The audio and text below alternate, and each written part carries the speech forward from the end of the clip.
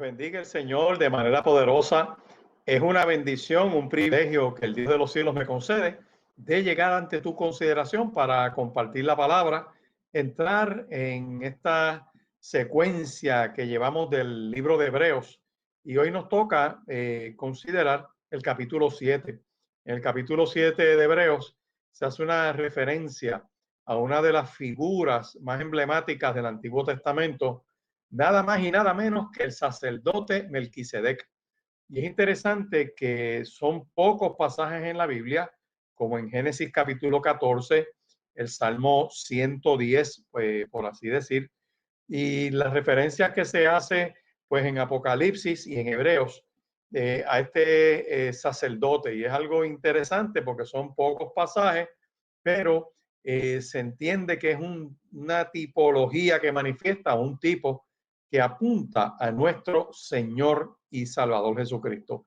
Y se ha escrito bastantes comentarios, se han hecho especulaciones, gente, pues obviamente, en base a lo que es la información que podemos sacar de Génesis capítulo 14 o del capítulo 7 de Hebreos, hacen como unas extrapolaciones o hacen como unos vaticinios o tratan de crear una serie de interpretaciones que realmente la mejor interpretación la tiene Hebreos capítulo 7 porque toma a nuestro Señor y Salvador Jesucristo y dice, mira, allá en Génesis se hizo una referencia a él, no solo como la simiente de la mujer que habría de aplastarle la cabeza a la serpiente, sino también este sacerdote Melquisedec. Así que yo te invito a que vayas conmigo brevemente a Génesis capítulo 14 para mirar los versos 18 y 20 más o menos, porque es la parte que queremos mirar bien particular.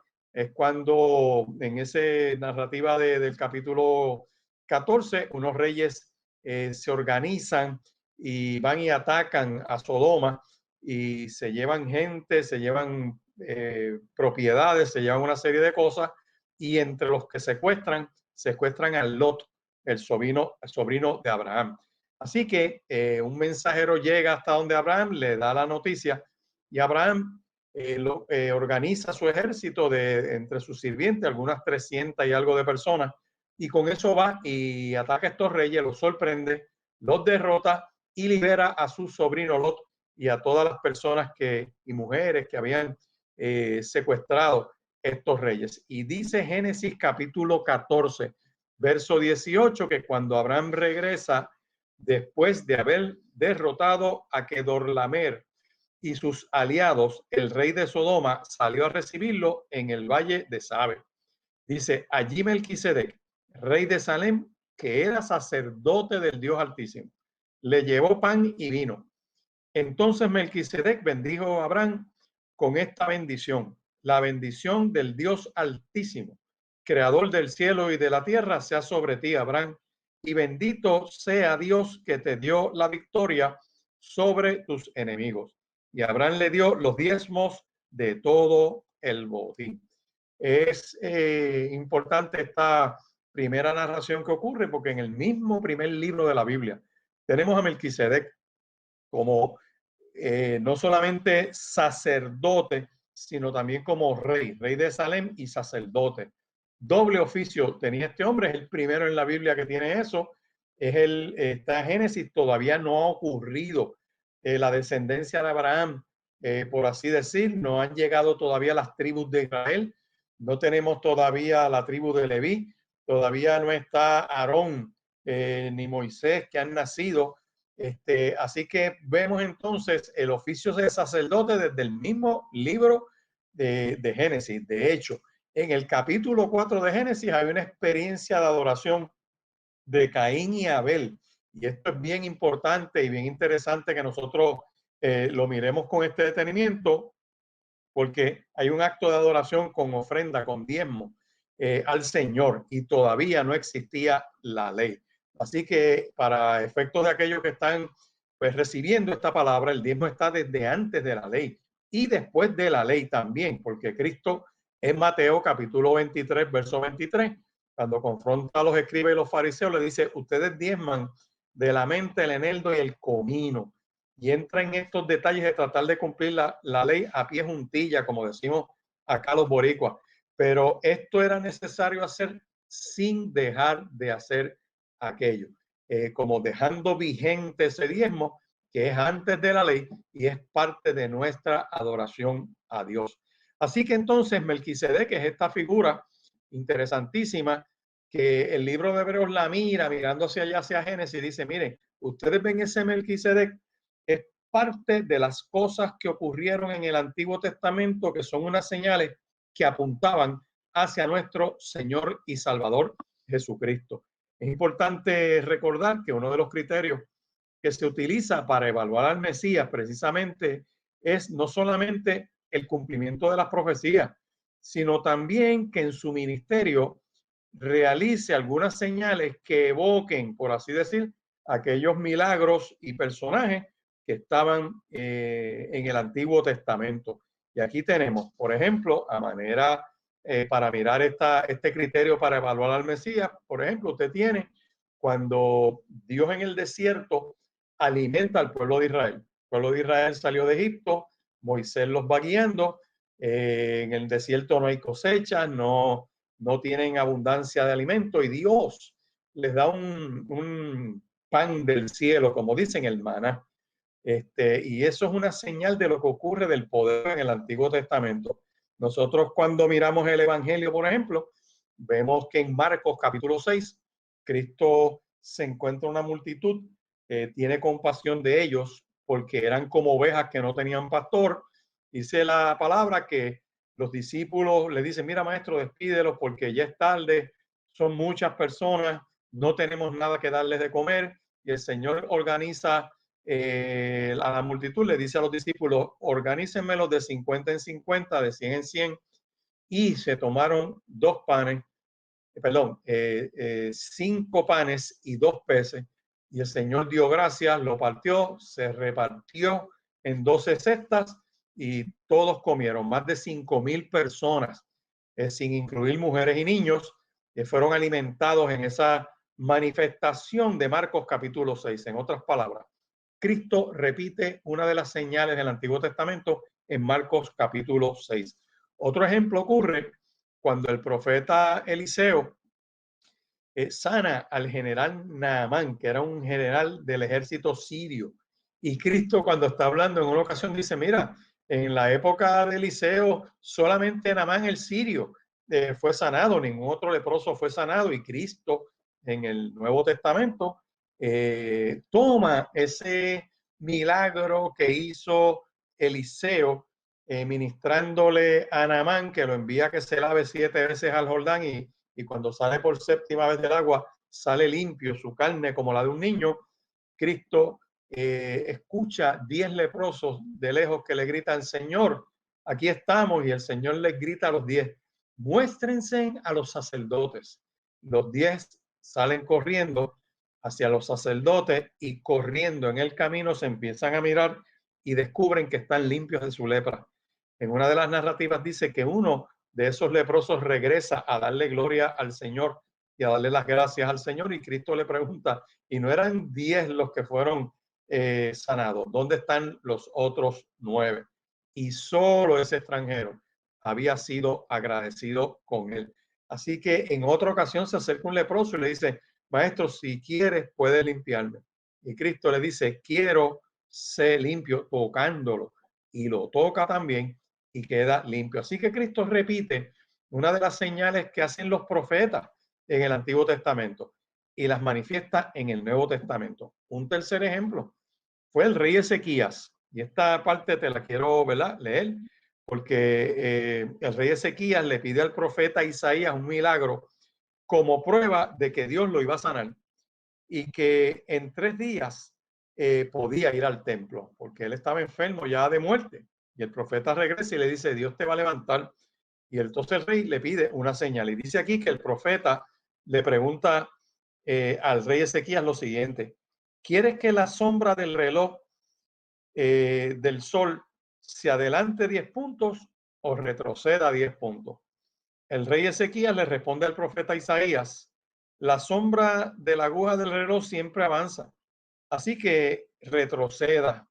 Isaías entonces le pidió a Jehová que hiciera esto e hizo que la sombra retrocediera 10 puntos en el reloj de sol de Acaz. Eso está en Segunda de Reyes, capítulo 20, versos 8 al 11. O sea, el profeta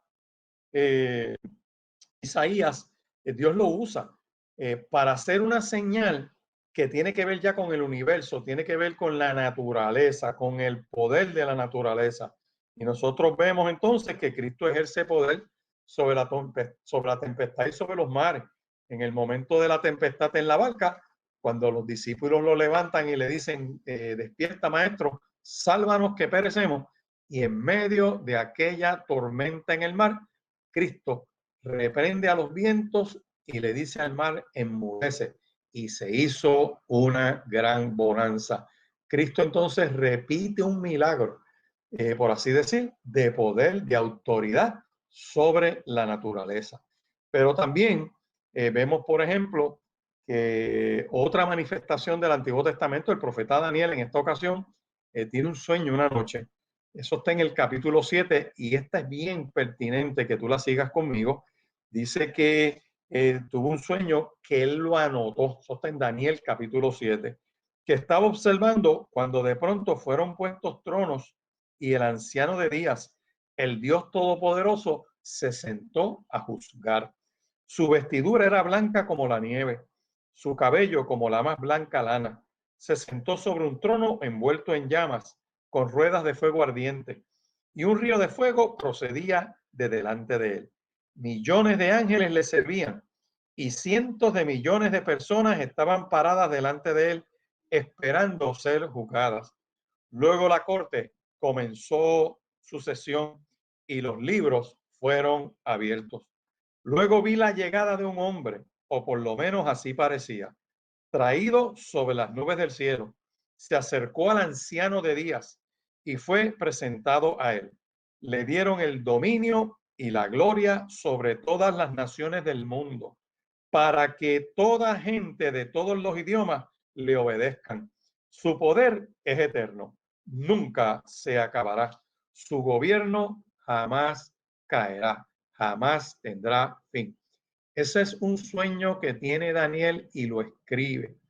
Y Cristo, es bien interesante que nuestro Señor y Salvador Jesucristo, cuando el Sanedrín lo juzga en casa de Anás, donde Caifás está allí como sumo sacerdote en aquel año, le pregunta a nuestro Señor, y usa una frase cuando le pregunta, lo combina, le dice, te mando en el nombre del Dios viviente, te conmino en el nombre del Dios viviente, que nos digas si eres el Mesías, el Hijo de Dios, insiste el sumo sacerdote. Y la contestación que da nuestro Señor y Salvador Jesucristo está en Marcos capítulo 26, versos 62 al 64. Sí respondió Jesús, soy el Mesías. Y le dice, y un día me verán a mí, el Hijo del Hombre, sentado a la derecha de Dios y regresando en las nubes del cielo. Parte de ese ministerio de Cristo se concentró en hacer señales, milagros, prodigios y tomar eventos, sucesos del Antiguo Testamento, profetizados unos, señales de estos profetas, y el Señor los repite porque con esto se demuestra que esas señales, que esos anuncios proféticos tenían que ver con Él. Así que esta manifestación de Melquisedec, que es lo que quiero traer en esta hora, no es otra cosa que otra de las señales que apuntan a nuestro Señor y Salvador Jesucristo. Tenemos que recordar, en esta serie lo hemos compartido, que este libro de Hebreos tiene varias exhortaciones a nosotros. La primera es a que no nos descuidemos, a que no nos deslicemos, a que no seamos negligentes con la palabra. Eso está en Hebreos capítulo 2, versos del 1 al 4. La segunda advertencia que nos hace este libro de Hebreos es a que no dudemos la palabra, o sea, no puede haber dureza de corazón. La fe es por el oír y el oír de la palabra de Dios. Hay que oír la palabra, hay que prestar atención. Eso está en Hebreos capítulo 3, verso 7, hasta el capítulo 4, verso 3 aproximadamente. La tercera exhortación que nos hace este libro de Hebreos es a no desoír la palabra. Esa holgazanería o vagancia espiritual, ¿verdad? De no querer exponerse a la palabra. No la desoigas, o sea, préstale atención. Eso está en Hebreos capítulo 5, verso 11, hasta el capítulo 6, verso 20 aproximadamente. La cuarta advertencia del libro de Hebreos está en que no despreciemos la palabra, no seamos obstinados.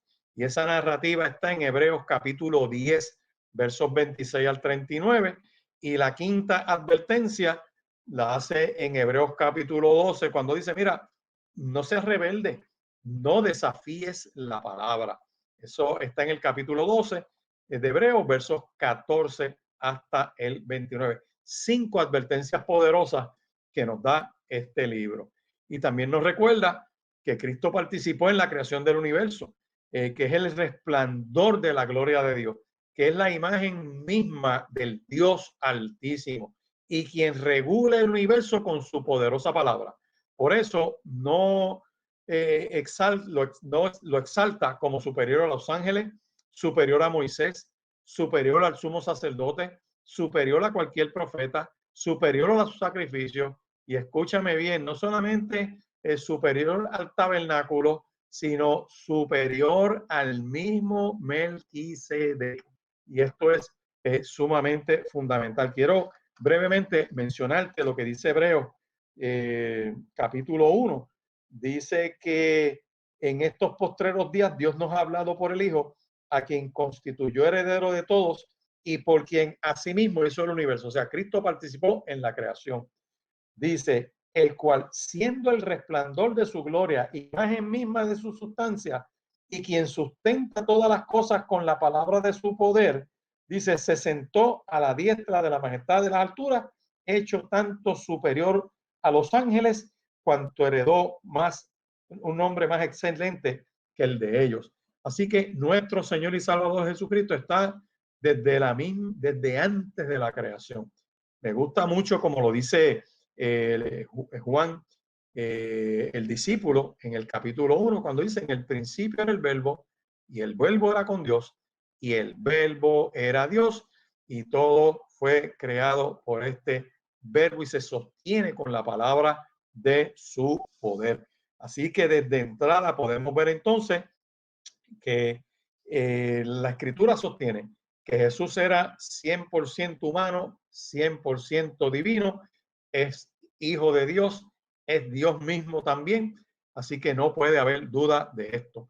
Pero regresando a Melquisedec, el autor de Hebreos entonces agarra a este personaje que está en Génesis y de una manera excelsa, de una manera tremenda, ¿verdad?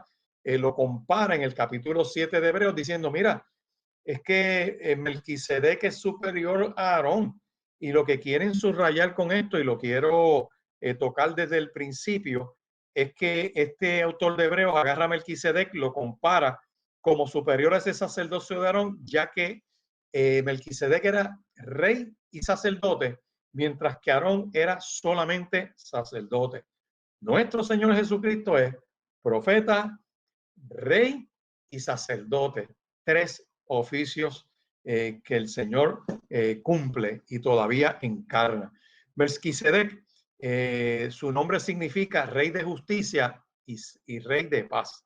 Es bien interesante ya porque el nombre es simbólico, ¿verdad? Rey de justicia y rey de paz. Cristo es nuestra justicia y el castigo de nuestra paz fue sobre él y por sus llagas fuimos curados. Tenemos justicia cuando cuidamos de poner por obra los mandamientos de Dios. Cristo es nuestra justicia. Cristo cumplió totalmente la ley. Y al creer en Cristo y aceptarlo como nuestro único y eterno Salvador, escúchame bien, somos justificados por la fe en Cristo Jesús. La justicia de Cristo se nos cuenta a nosotros y cuando Dios nos mira, nos ve justos por la obra de Cristo en nuestro lugar y a nuestro favor.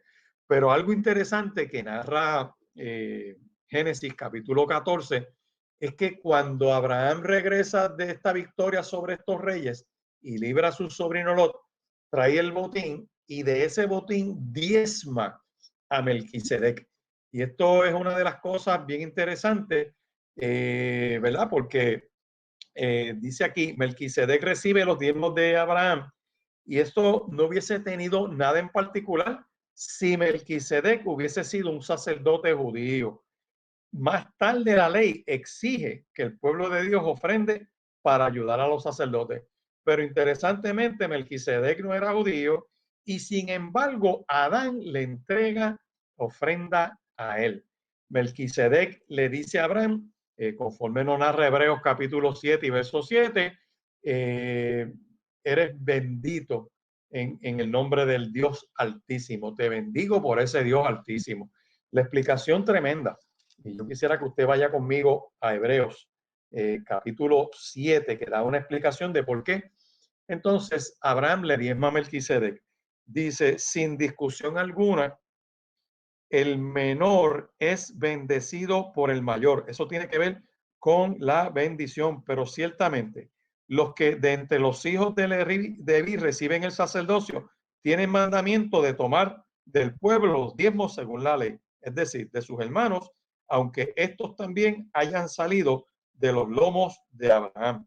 Y esta parte es bien simbólica porque el autor de Hebreos lo que nos está diciendo es que toda la tribu de Leví, el mismo Aarón, diezmó a Melquisedec porque estaban representados en Abraham, en los lomos de Abraham. Por lo tanto, dice, porque aunque Leví no había nacido todavía, la simiente de la que iba a nacer estaba en Abraham, cuando éste le dio los diezmos a Melquisedec. Y lo que quiere hacer el autor de Hebreos es presentarnos un gran contraste entre lo que fue el sacerdocio bajo la ley levítico y lo que fue el sacerdocio de Melquisedec, que es tipo de Cristo porque no tiene origen ni tiene fin. No se habla de la genealogía de Melquisedec, aunque se sabe que era humano, que tuvo padres humanos y que en algún momento tuvo que morir, pero el silencio sobre esos detalles en la vida de Melquisedec, el autor de Hebreos lo toma para hacer una comparación en el tipo de sacerdocio de Cristo. Por eso le dicen, tú eres sacerdote para siempre, según el orden de Melquisedec. El orden es el tipo de autoridad, el tipo de nombramiento, y esto es sumamente fundamental. Así que ese contraste lo vemos entre el sacerdocio de Melquisedec y los sacerdotes y las leyes judaicas. Entonces, la pregunta que se hace el autor de los Hebreos es la siguiente. Él dice acá, ¿por qué envió Dios a Cristo como sacerdote del rango de Melquisedec en vez de enviar a otro sacerdote conforme al rango de Aarón o al orden de Aarón, que es el rango de todos esos sacerdotes? Porque cada vez que nacía uno en la tribu de Leví, nacía con ese derecho a ser sacerdote. Pues es interesante porque nosotros sabemos a la luz de las escrituras y en las mismas genealogías de Cristo que no pertenecía a la tribu sacerdotal de Leví, sino que Cristo pertenecía a la tribu de Judá, tribu que no había recibido el mandato de Moisés para entrar en el oficio sacerdotal. No fue escogida esa tribu. Moisés nunca le asignó esa responsabilidad. Por eso es que dice Hebreos capítulo 7 y verso 15, y esto es aún más manifiesto. Si a semejanza de Melquisedec, o sea, parecido a Melquisedec, se levanta un sacerdote distinto, no constituido conforme a la ley del mandamiento acerca de la descendencia, sino según el poder de una vida indestructible. Te lo voy a leer en un lenguaje de otra de las narraciones que dice Hebreos 7:15. Está claro pues que el método de Dios cambió porque Cristo, el sumo sacerdote del orden de Melquisedec, nos fue enviado. No llegó al sacerdocio por pertenecer a la tribu de Leví, sino porque en él había el poder que brota de una vida indestructible. Y esto es bien importante que nosotros lo tengamos bien claro. La gente mira a Melquisedec como un personaje bien extraño. Otros, ha habido bien interesante en este estudio descubro, buscando varios comentarios y varios autores. Les puedo recomendar uno en español muy bueno, de Samuel Pérez Millos, el comentario de Hebreos, y él toma ahí una serie de información interesante de comentaristas que han tratado de encontrar en este personaje Melquisedec, por ejemplo, como una parucía, como una aparición de Cristo mismo, porque como no hay más detalles de él, no tiene origen, no tiene fin, nos dice que murió, no es de la tribu de Leví, pues toman todos estos elementos para decir, no, no, esto es una aparición de Cristo. No puede ser una aparición de Cristo, ¿verdad? Sino que es una tipología. Melquisedec ilustra, por así decir, un sacerdocio distinto al levítico bajo la ley. El autor de Hebreos lo va a usar, usa lo ocurrido en Génesis capítulo 14 como un tipo de sacerdocio que alumbra hacia Cristo. Debemos destacar esta referencia y la explicación que nos da el autor de Hebreos es que las características de Melquisedec como sacerdote y como rey, mira qué interesante, son un reflejo del Mesías que habría de venir. Otros dicen que era el mismo ángel de Dios manifestado, pero esto no puede ser porque cuando miramos en Hebreos capítulo 7, míralo conmigo, cuando habla de Melquisedec, dice, era sin padre, sin madre, sin genealogía, que ni tiene principio de días ni fin de vida, y aquí viene, sino hecho semejante al Hijo de Dios. Entonces, este es creado, parecido al Hijo de Dios, pero no es el Hijo de Dios, y permanece sacerdote para siempre. Así que el salmista señala esto cuando hablando de Cristo, en ese Salmo 110, verso 4, esto es sumamente importante. Vamos a ver qué dice, tú eres sacerdote para siempre, según el orden de Melquisedec. Y es bien importante que nosotros acá en esta tierra, como decimos, en este mundo, en este peregrinar, la iglesia tiene que reconocer sus ministros, sus sacerdotes, por así decir, gente que esté en el oficio profético, pero quiero aclarar algo para que nadie se vaya a confundir.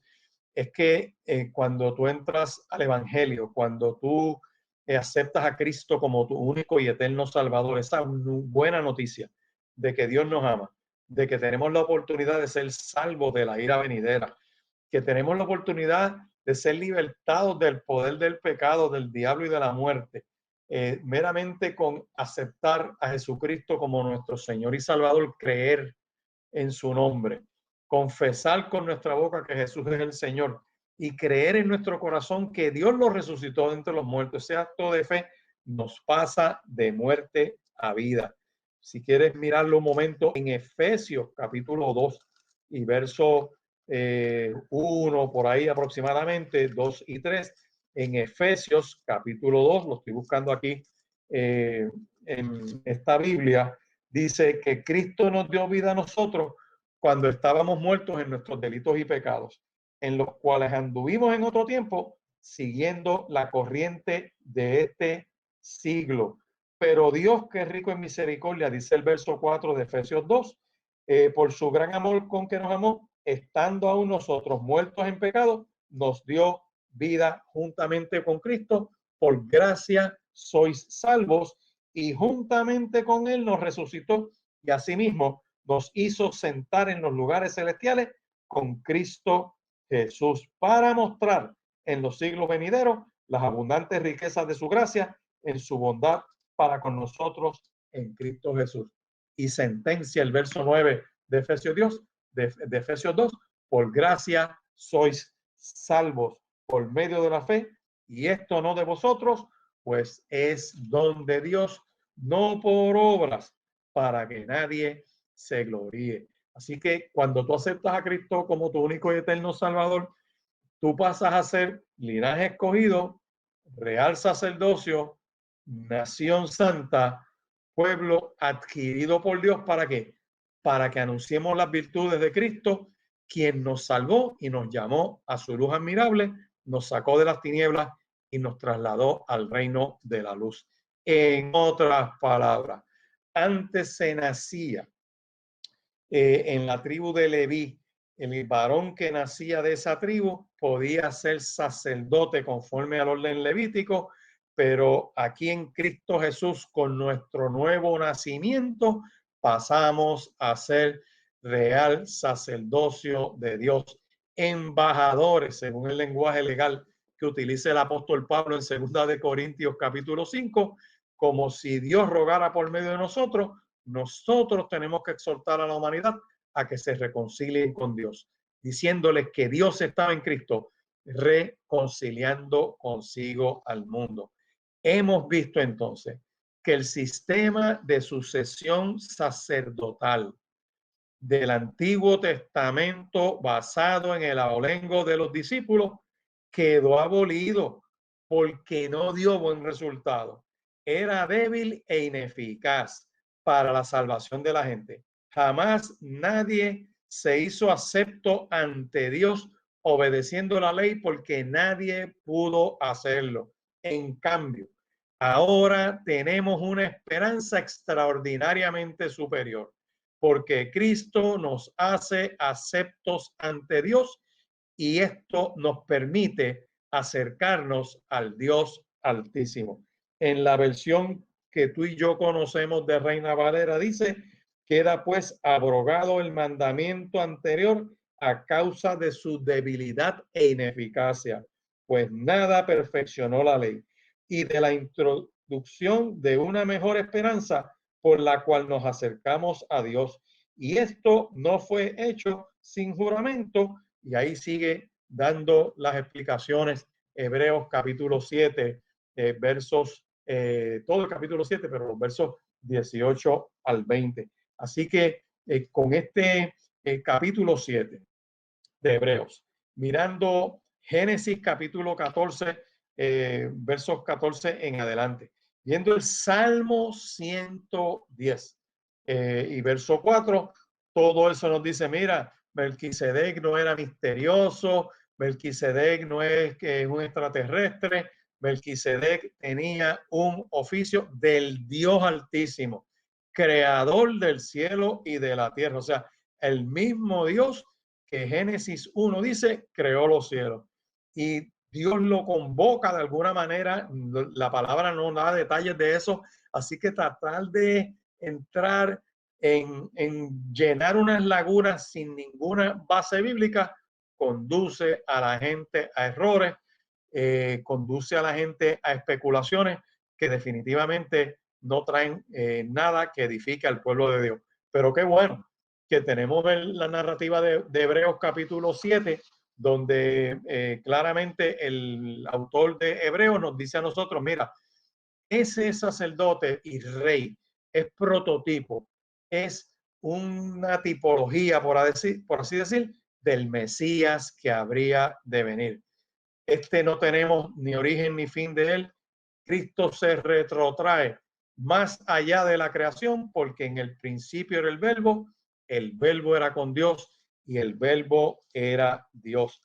Pero si miramos en Colosenses, todavía una expresión bien poderosa donde nos dice en Colosenses capítulo 1, nos dice que dice aquí, Colosenses capítulo 1, no cesamos de dar gracias a Dios por ustedes y pedir que sean llenos del conocimiento de la voluntad de Cristo en toda sabiduría e inteligencia espiritual, para que puedan agradarle al Señor en todo, dice aquí. Y después que habla de todo eso, que la gente pueda llevar buen fruto, de toda buena obra, que sean fortalecidos por ese gran poder que Dios reparte, dice que Cristo es la imagen del Dios invisible, el primogénito de toda la creación, porque en Cristo fueron creados todas las cosas, las que hay en los cielos y las que hay en la tierra, sean visibles e invisibles. Dice aquí, sean tronos, sean dominios, sean principados, sean potestades. Todo fue creado por medio de Cristo y para Cristo. Y escúchame bien, Colosenses capítulo 1, verso 17 dice que Cristo es antes de todas las cosas y todas las cosas en él subsisten. Y él es la cabeza del cuerpo, que es la iglesia, es el principio, el primogénito de entre los que mueren y vuelven a resucitar, para que en todo tenga la preeminencia, porque agradó al Padre que en él habitase la plenitud de la deidad. Por eso es que en el capítulo 2 de este mismo libro de Colosenses nos dice a nosotros: no te dejes engañar ni con filosofía ni con hueca sutileza. Nadie aquí tiene que estar adorando a Melquisedec. Nadie aquí tiene que estar invocando a Melquisedec. Melquisedec fue un personaje, sacerdote y rey de Salem, rey de justicia y de paz, como dice, implica su nombre. Abraham lo reconoció como alguien grande y de autoridad porque le presentó los diezmos, y Abraham recibe la bendición de Melquisedec. Así que Hebreos lo toma como ejemplo y dice: mira, de ese tipo de sacerdocio, de ese orden que es superior, distinto al oficio terrenal de Aarón, es el de Melquisedec. Y entonces Hebreo mete la estocada final diciendo: y miren, sepan que Cristo es superior a Melquisedec y Cristo es superior a Aarón. Así que el sacrificio de nuestro Señor y Salvador Jesucristo pagó nuestro pecado. Ni Melquisedec ni Aarón fueron sacrificados. Ni Melquisedec ni Aarón murieron y resucitaron de entre los muertos y se presentan a la diestra del Padre. Eso solo se le dio a nuestro Señor y Salvador Jesucristo. Profeta, rey y sacerdote, rey de reyes y señor de señores, que regresa en gloria a levantar a su pueblo y establecer un reino que no tendrá fin, sempiterno, como dicen las traducciones antiguas. Así que algunos comentaristas han querido decir que Melquisedec realmente ocurre como una aparición de Cristo o como una personificación. Y sin embargo ya vemos que Hebreos capítulo 7, verso 3 dice que Melquisedec es hecho semejante a Dios. No dice que es el Hijo de Dios, sino semejante al Hijo de Dios. Y con esta distinción de Hebreos capítulo 7 y verso 3, se disipa cualquier duda de quién es superior, porque es hecho semejante a. Así que ese es ese de quien es hecho semejante, por así decir, es Cristo, y por lo tanto Cristo es superior a Melquisedec, porque vemos, por ejemplo, que Cristo ejerce un oficio profético cuando dice: oísteis que fue dicho, mas yo os digo. Es Dios hablando. Cuando vemos las narrativas, por ejemplo, de Mateo, vamos a ese sermón del monte, y vemos, por ejemplo, en el capítulo 5, y dice que Cristo subió al monte, se sentó, y desde el monte abría su boca, y abriendo su boca les enseñaba diciendo: wow, para hablar hay que abrir la boca. ¿Por qué ese detalle de abriendo su boca les enseñaba? Eso es bien fundamental, porque lo que está implicando esa narrativa es que cuando Jesús habla, muestra el corazón de Dios, porque de la abundancia del corazón habla la boca. Así que nuestro Señor, cuando tiene esa discusión interesante, o le da la explicación a Nicodemo, que le dice: Señor, sabemos que tú eres enviado de Dios, y empieza con ese rodeo, y Cristo lo mira y le dice: tienes que nacer de nuevo, Nicodemo. Y ahí entran en tremenda discusión, y cuando Cristo le dice: pero tú eres maestro de Israel y no sabes estas cosas. Y aquí viene: tú eres un maestro terrenal. Cristo le dice: yo del cielo he venido para hablar las cosas de Dios. Es un enviado, es un profeta, es un naví de los cielos, eterno, coexistente con Dios, que lo distingue. Es de oficio profético, no es que Cristo sea un profeta, es de oficio profético, de oficio sacerdotal y de oficio real. Por eso es que están confundidos los musulmanes, tratándolo como si fuera un profeta. Y es triste porque lo ponen como entre de los 5 o 6 profetas grandes que reconoce el Islam. Detrás pone a Mahoma, que no vamos a entrar en las características ni la moral de Mahoma, sino que meramente trata a Cristo como un profeta, niegan la deidad de Cristo. De la misma manera que otras corrientes por ahí tratan a Cristo como un profeta, pero no divino. Y algunos ministros pentecostales y evangélicos, en su confusión, en esta etapa de su vida, tristemente, han querido decir que Jesús no es Dios, y la verdad es que Jesús es Dios, Dios encarnado.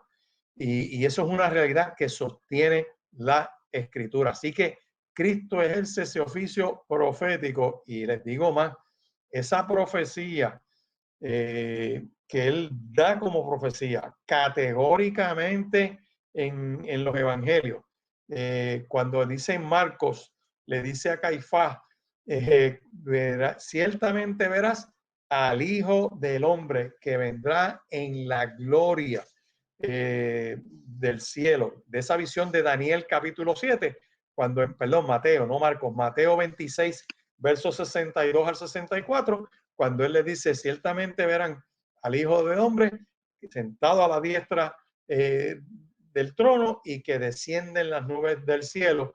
Esa es una profecía que Cristo está dando de cosas que van a ocurrir. Así que con esta gran distinción, también Cristo ejerce como sacerdote. ¿Por qué? Porque fue sin pecado, fue cordero perfecto, todo su proceso de crucifixión cumplió con Levítico capítulo 16, que es la perfección de cómo el sacerdote presentaba el cordero y lo custodiaba hasta el lugar de sacrificio, que es lo mismo que hizo el gran sumo sacerdote. Agarró a Cristo y le llevó directito al sacrificio, y estuvieron hasta la crucifixión y presenciaron en el juicio cuando el juez Pilato deja ir a Barrabás y retiene al inocente, que es Cristo, dejando ir al culpable que se llevaba todo ese pecado simbólicamente, tal y como la narración de Levítico, y salía hacia el desierto alejando el pecado del pueblo. Pues de la misma manera, Cristo es el justo que como justo sube a la cruz del Calvario para pagar el pecado de todo aquel que cree, que no se pierda y tenga vida eterna. Y al ser resucitado de entre los muertos, sube a los cielos y se le da un nombre que es sobre todo nombre. Es exaltado en una posición de gloria. Dios le contesta la oración de Juan capítulo 17, cuando le dice en Juan capítulo 17, verso 5, y si quieres buscarlo un momento, ya estamos por concluir esta enseñanza, le dice en el 4, verso 4, yo te he glorificado en la tierra, he acabado la obra que me diste que hiciese. Ahora pues, Padre, glorifícame tú al lado tuyo, con aquella gloria que tuve contigo antes que el mundo fuese. Momentáneamente se despoja de su gloria, no de su deidad, de su posición. Por eso es que es exaltado hasta lo sumo y se le da un nombre que es sobre todo nombre, para que en el nombre de Jesús se doble toda rodilla de lo que están en los cielos, en la tierra y debajo de la tierra, y toda lengua confiese que Jesús es el Señor, para gloria de Dios Padre. Ahora mismo, Cristo está ejerciendo como sacerdote, y como es inmortal y eterno, es por los siglos de los siglos delante de la presencia de Dios, y esa presencia de Cristo al lado de Dios les recuerda continuamente que el pecado fue pagado por él en la cruz del Calvario, y tú y yo tenemos esperanza y un cimiento sólido de nuestra salvación. El último oficio de Cristo, semejanza de, y lo que va a ocurrir es el de Rey de Reyes y Señor de Señores, que regresa en gloria. No solamente a levantar un pueblo que ha creído en él, sino que otro reino que será establecido eternamente y para siempre. Hay un pasaje que viene a mi mente en este momento, lo estoy buscando, para que vengamos, ¿verdad?, a la certeza de lo que Dios quiere para nosotros, y es que todo aquel que cree en Cristo no se pierda, mas tenga vida eterna. Juan capítulo 3, verso 16 en adelante. Dios no quiere que el hombre se pierda, sino que venga al conocimiento de Jesús y lo reciba como su único y eterno Salvador. Con esta enseñanza he pretendido mirar a Melquisedec con un poco de detalle a la luz de el Evangelio, a la luz de el Salmo 110, verso 4, del capítulo 7 de Hebreos, tomando la narrativa de Génesis capítulo 14, y que veamos que Melquisedec es un sacerdote y rey que lo que hizo en su ministerio fue como alumbrar, anticipar al Mesías que habría de venir. Y Hebreos hermosamente dice, mira, cuando tú comparas a Melquisedec con Aarón, el sacerdocio de Melquisedec luce como superior por toda la simbología que tiene. Y Cristo es del orden de Melquisedec, superior a Melquisedec y a ambos sacerdocios, porque creyendo en Cristo recibes vida eterna. Vamos a hacer una breve oración en esta hora, dándole gracias a Dios por esta bendición de mirar esta palabra, escudriñarla. Padre, en el nombre de Jesús, te adoramos, te damos gracias por esta bendición de exponernos a tu palabra. Yo te pido, Dios, que penetre a lo más profundo del corazón, que le dé vida a aquellos que le escuchan, que si alguien no te conoce con esta palabra, se ha levantado por ti, y el que ya te sirve se ha fortalecido en su fe. Confírmala con sanidades y milagros y prodigios, en el nombre poderoso de Jesús. Amén y amén. Dios te bendiga y Dios te guarde.